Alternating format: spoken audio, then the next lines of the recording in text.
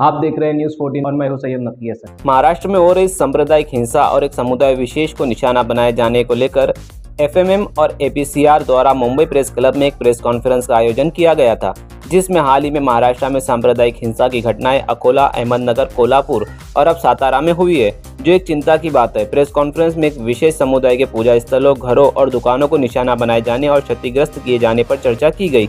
इस press conference में अबू आसिम आजमी, तीस्ता सीतलवाड़, हाफिज सैयद अतर, मौलाना हलीमुल्लाह कासमी, असलम गाजी ने उपस्थित होकर अपने विचार व्यक्त किए और इस तरह की सांप्रदायिक हिंसा के खिलाफ कार्रवाई की मांग की। और क्या कहा, देखिए इस रिपोर्ट में।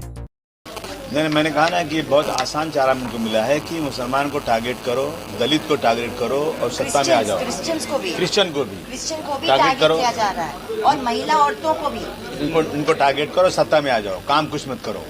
नफरत के पुजारी लोग आ गए हैं, सबको मिलकर इन नफरत के पुजारियों को हटाना चाहिए। इसको शर्म आना चाहिए कि सुप्रीम कोर्ट कहता है कि सरकारें नपुंसक हो चुकी हैं, नहीं काम करती। यानी इतना कुछ होने के बाद भी आज भी ऐसे लोग जिन पे 200 FIR हो चुका है और वो आगे नफरत का भाषण कर रहे हैं। मेरा कहना है कि 153 is not enough for this. उनका टेररिज्म का लॉ लगाना, अगर आप पूरे जितने फसादात हो रहे हैं, जितने झगड़े हो रहे हैं, अगर इसको एनालिसिस किया जाएगा, मैं कहता हूँ 75% जो है ना सिर्फ इस वजह से हो रहा है कि किसी धर्म के खिलाफ बोल दो, किसी मौलाना के खिलाफ, कोई मस्जिद में जाकर वहाँ पे कुरान शरीफ जला दो और कहीं गांधी जी के खिलाफ कुछ बोल दो, कहीं डॉक्टर भीमराव अम्बेडकर साहब के गले में जूते का हाथ पहना दो। इन चीज़ों की वजह से ये फसाद हो रहा है। मैं सरकार से मांग करता हूँ और मैं निवेदन करता हूँ सुप्रीम कोर्ट चीफ जस्टिस साहब से, जिन पे बहुत उम्मीदें हम लोगों की हैं, किसी तरह से भी ऐसा कानून बनना चाहिए कि जो लोग ये नफरत फैलाते हैं, ये इसका बहाना लेके कि स्पीच एंड एक्सप्रेशन के लॉ से हम कुछ भी कह सकते हैं, उन्हें बंदिश लगना चाहिए और उन पर टेररिज्म का लॉ लगना चाहिए, तो शायद कुछ इसमें होगा, नहीं तो कुछ होने वाला नहीं।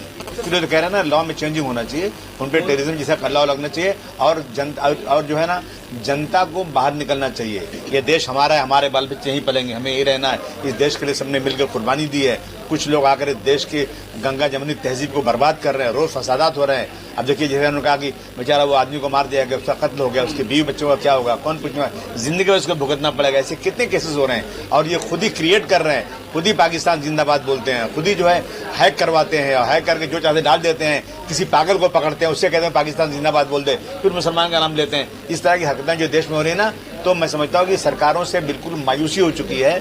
कोर्ट में केस जाता है, 20 साल चलता है, 15 साल चलता है। जनता को खड़े होना चाहिए और देश के अंदर एक जो है ना इनकलाब लाना चाहिए, ऐसे लोगों को फेंक देना चाहिए। मैंने तो बताया ना उसके बारे में। नहीं, मैंने कहा ना कि वहाँ की स्थानीय पुलिस ने अच्छा काम किया, उन्होंने जांच सही से की और इसीलिए ये बाहर आया। अगर वही पुलिस ये जब हिंसा भड़क रही थी उसी वक्त कार्रवाई करती तो हिंसा नहीं भड़कती ज्यादा। तो मैंने कहा ना कि महाराष्ट्र पुलिस प्रोफेशनल पुलिस है, मगर जब राजनीतिक दबाव है उनके ऊपर, जब पालक मंत्री जाके वहाँ पे कहते हैं कि हम विक्टिम के घर नहीं जाएंगे। आज उन्होंने कहा वहाँ के स्थानीय नागरिकों को कि अब पीछे से हम दवाखाने पे पूछ रहेंगे, उनके घर नहीं जा सकते। क्यों भाई, ये भी हमारे देश के नागरिक हैं, पालक मंत्री उनके घर क्यों नहीं जा सकते? कि दूसरे मजहब के नौजवानों का इंस्टाग्राम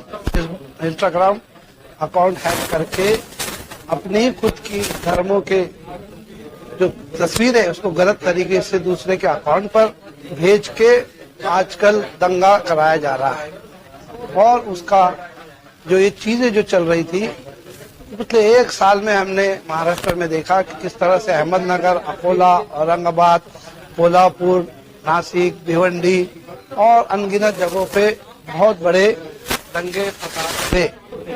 कई मॉब लिंचिंग से लोगों को मारा गया, कहीं पे दलितों के ऊपर पेशाब किया गया, कई शिक्षा के नाम पर पाठशाला में टीचर के जरिए बच्चों को हिंसा सिखाई जा रही है।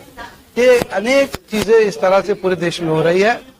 और 10 तारीख को जो हुआ, जो बहुत दिनों से कोशिश चल रही थी, वो सातारा के जिला के गांव में वो दंगा हुआ, एक नौजवान को कत्ल कर दिया गया, मस्जिद और कई चीजों की तोड़ हुई और ये बहुत गलत वाकया हुआ। पुलिस को वो कह रहे हैं कि पहले से कुछ लोगों ने कहा था, लेकिन वक्त पे उसकी कार्रवाई नहीं की गई, जिसकी वजह से एक नौजवान जिसकी बीवी अभी हामिला है 5 महीने की, उसका कत्ल हो गया। तो हम सरकार से ये डिमांड करते हैं कि कब तक ये खेल चलता रहेगा और कितनी हमारे देश की लोगों की, नौजवानों की, निष्पाप लोगों की कीमती जाने जाएंगी। आपसे विनती है कि इस खेल को, इस षड्यंत्र को जो भी है बंद कीजिए, लॉ एंड ऑर्डर को नाफिज कीजिए। जो लोग इस कांड में कहीं भी गुनहगार हो उसको कड़ी से कड़ी सजा दीजिए। अगर किसी ने किसी का कत्ल है तो उसको फांसी की सजा दीजिए। और जो गुनहगार है उनके ऊपर कार्रवाई करके सही फैसला, सही उनकी कार्रवाई की जाए। इसी की डिमांड के लिए आज का ये प्रेस कॉन्फ्रेंस बुलाया गया था। इसी तरह से जो नौजवान का कत्ल हुआ है उसको सजा दिया जाए, वहाँ पीस इस्टेब्लिश किया जाए और आगे कोई घटना ना हो देश के किसी भी हिस्से में, राज्य के किसी भी हिस्से में। उसके लिए लॉ एंड ऑर्डर को सतर्क किया जाए और उनको अपने तरीके पे काम करने दिया जाए। धन्यवाद।